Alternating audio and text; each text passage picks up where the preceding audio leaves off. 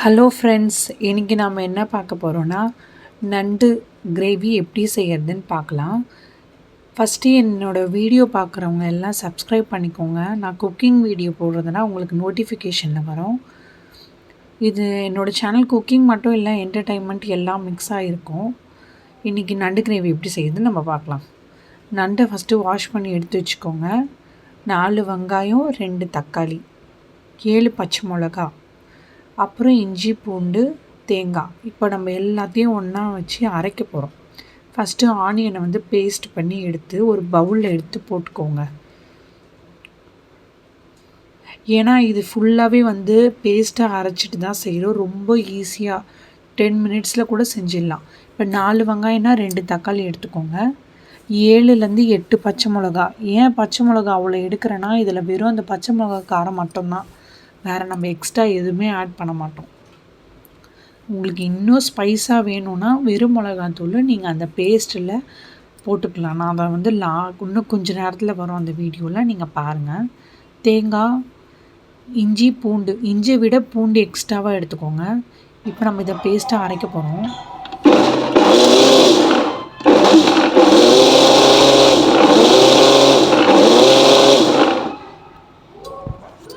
Paste ready ஆகிடுச்சு.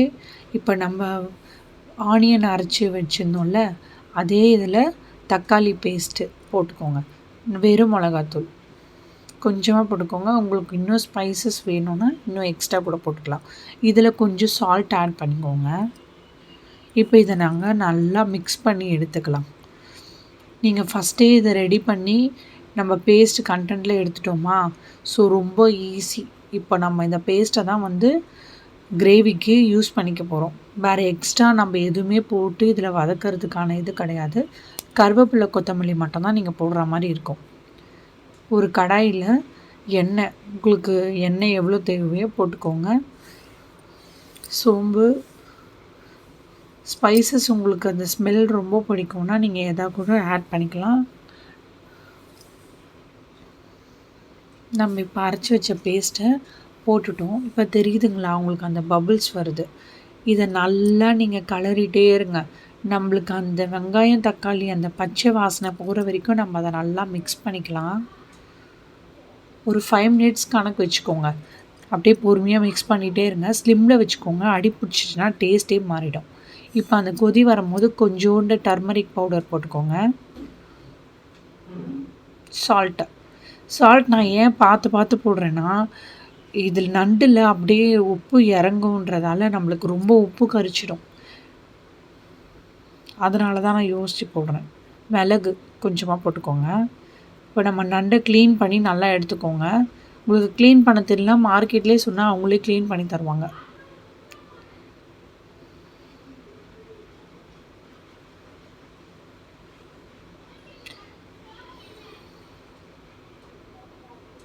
இப்போ நம்ம அந்த நண்டை அந்த பேஸ்ட்டு கிரேவி மாதிரி இருந்துச்சுல, நம்ம அதில் கொஞ்சம் கொஞ்சமாக போட்டுக்கோங்க.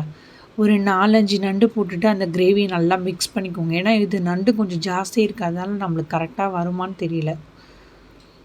அதனால் நான் கொஞ்சம் கொஞ்சமாக போடுறேன். நீங்களும் அதே மாதிரி ட்ரை பண்ணுங்கள். மொத்தமாக போட்டோன்னா நம்மளால் கலர முடியாது, அதனால தான்.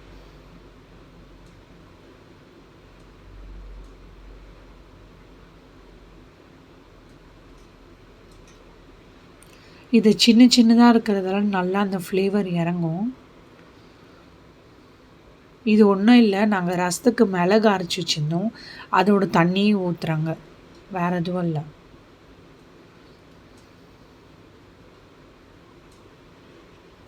ரொம்ப தண்ணி ஊற்ற வேண்டாம். இந்த மாதிரி இருக்குல்ல, இதை நீங்கள் தட்டு போட்டு மூடி வச்சுக்கோங்க.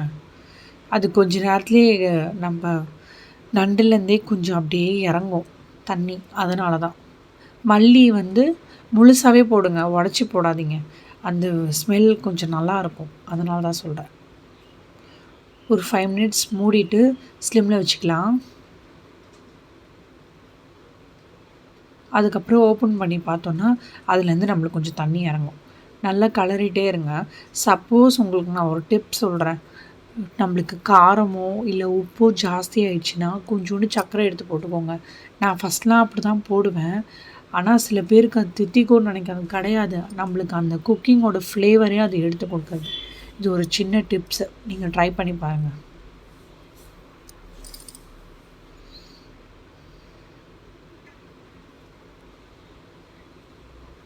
நல்லா பபிள்ஸ் வருது. இது கிரேவியை விட நம்மளுக்கு நண்டு கொஞ்சம் ஜாஸ்தி தெரியுது. உங்களுக்கு இன்னும் நண்டு கிரேவி வேணும்னா நீங்கள் இன்னும் எக்ஸ்ட்ராவாக வெங்காயம் தக்காளி போட்டுக்கோங்க. நெய் நான் 1 டீஸ்பூன் போடுறேன். சரி, நண்டு ரெடி ஆயிடுச்சு. நம்ம ஒரு 10 மினிட்ஸ் அதை நல்லா வேக வச்சிட்டோம். இப்போ அது எப்படி இருக்குன்னு நம்ம டேஸ்ட் பண்ணி பார்க்கலாம்.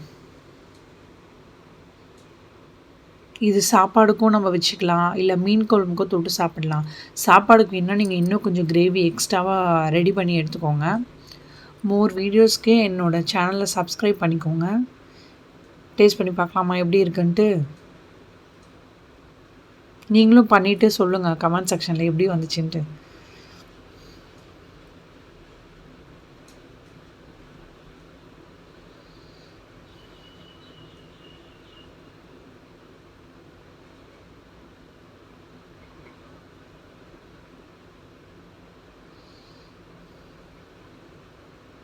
சூப்பராக இருக்குது. நீங்களும் ட்ரை பண்ணுங்கள். Bye friends.